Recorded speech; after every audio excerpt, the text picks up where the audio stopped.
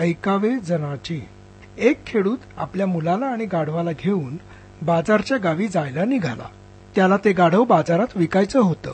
वाटेत त्यांना जवळच्या विहिरीवर पाणी भरणाऱ्या काही बायका दिसल्या. त्या तर यांनाच हसत होत्या. एक म्हणाली, या बया बघ तर 3 गाढवं चालल्यात. आणि दुसरी म्हणाली, तर ग बरोबर गाढव है आणि तरी रडत खडत पायी पायी चालल्या ती गाढवच म्हणायचे. आणि तिसरी म्हणाली, असे मूर्ख कोणी बी कवा बी पाहिलेले नसतील. म्हाताऱ्या खेडूताने हे ऐकलं. त्याने चट्ट दिशी आपल्या मुलाला गाढवावर बसवलं आणि तो त्याच्या बाजूने पायी चालू लागला. असं थोडंच अंतर चालले असतील नसतील तोच त्यांना काही माणसं दिसली. त्या रस्त्याच्या कडेला उभं राहून ती माणसं मोठमोठ्याने कसली तरी चर्चा करत होती. बाप लेक आणि गाढवाची वरात हे बघून त्यांनी चर्चा थांबवलीच. त्यांच्यापैकी एकाने या तिघांकडे बोट दाखवत म्हटलं, बघ र बघ, ही आजची पिढी बर का. मी सांगतो हवं नेहमी ते ह्योच. आजची तरणी मंडळी थोरल्या माणसांबद्दल थोडा सुदीक आदर दाखवत नाहीत. ती बघ बघ प्रत्यक्ष उदाहरणच आहे बघ. तरणा पोरगा लय आयटीत गाढवावर सवार आणि म्हातारा बाप बिचारा चाललाय पायी पायी पायी पायी. आता हाय की नाही सांग. लगेच दुसरा ओरडला, अरे ये निलाजरिया, अरे खाली उतर की, त्या तुझ्या म्हाताऱ्याला बी थोडा आराम मिळू दे की. मुलगा ओशाळला, लगेच खाली उतरला. बाप गाढवावर बसला आणि मुलगा पायी चालू लागला. वरात निघाली पुढे. अशा रीतीने त्यांनी काही अंतर पार केलं. बाजार अजून थोडा दूरच होता. तेवढ्यात एक बायका मुलांचा घोळका त्यांच्या मागेच लागला असल्याचं त्यांच्या लक्षात आलं. ते सगळे एकदम आरडाओरडा करत होते. नीट ऐकून घेतलं तेव्हाच म्हाताऱ्याला ते काय आरडाओरडा करताहेत ते कळलं.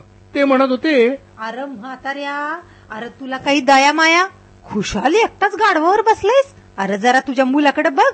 तुझ्या बरोबरीनं चालण्यासाठी त्या पोराला अदनं मधनं धावाय सुद्धा लागतंय. अरे त्याला दम केवढा लागलाय पापा. आता बाप आहेस का कोण आहेस. आता म्हातारा शर्मिंदा झाला. त्याने लगेच आपल्या मुलाला आपल्या मागे घेतलं. म्हणजे दोघेही गाढवावर बसून जाऊ लागले. बाजाराचं गाव आता थोडं जवळ आलं होतं. मस्त रमत गमत असं जात असतानाच एका पांढरपेशा माणसाने त्यांना हटकलं. त्याने विचारलं, काय हो, हे गाढव तुमच्याच मालकीचं आहे का. म्हातारा म्हणाला, उव्हायची का बरं. तर तो माणूस म्हणाला, वाटत नाही. नाही, तुम्ही दोघं एकाच वेळी गाढवावर बसून त्याच्यावर जे काही अत्याचार करतात त्यावरूनच शंका येते. अहो खरं तर तुम्ही चांगलेही दोघं धडधाकट दिसता. खरं म्हणजे तुम्हीच दोघांनी या गाढवाला उचलून न्यायला काय हरकत आहे. म्हातारा म्हणाला, आता तुम्ही म्हणता तर तसं करून पाहू. चल रे उतर गड्या खाली. आणि ते दोघेही गाढवावरून खाली उतरले. त्यांनी त्या गाढवाच्या पायामधून एक जाड काठी घातली. गाढवाचे पाय त्याला बांधले. आता दोघांनी मिळून त्याला उचललं. म्हातारा पुढे आणि पोरगा मागे. निघाले पुन्हा वरात बाजाराला. वाटेत त्यांना एक ओढा लागला. त्या ओढ्यावर एक अरुंद पूल होता. त्यावरून हे बापलेक गाढवाला घेऊन नेऊ लागले. हे अद्भुत दृश्य बघायला लोकांनी तर गर्दीच केली. अगदी ओढ्याच्या दोन्ही बाजूला लोक मोठमोठ्याने खो खो हसू लागले. वारे विचित्र, चक्रम चक्रम असं काही बाई ओरडू लागले.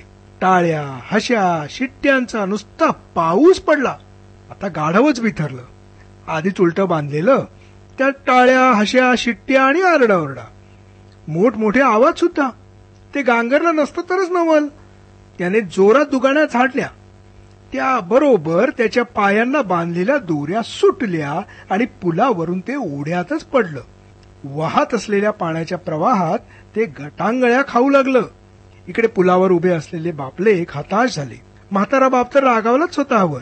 तो पोराला म्हणाला, पाहिलंस पोरा, सगळ्यांना जो खुश ठेवाया जातू त्याची अशीच वाट लागतीया, दुर्गती होतीया. ऐकावं जनाचं पर करावं मनाचं. म्या तर पार विसरलं होतो. मग अशी फजिती होणारच. लय मोठा धडा मिळाला बाबा.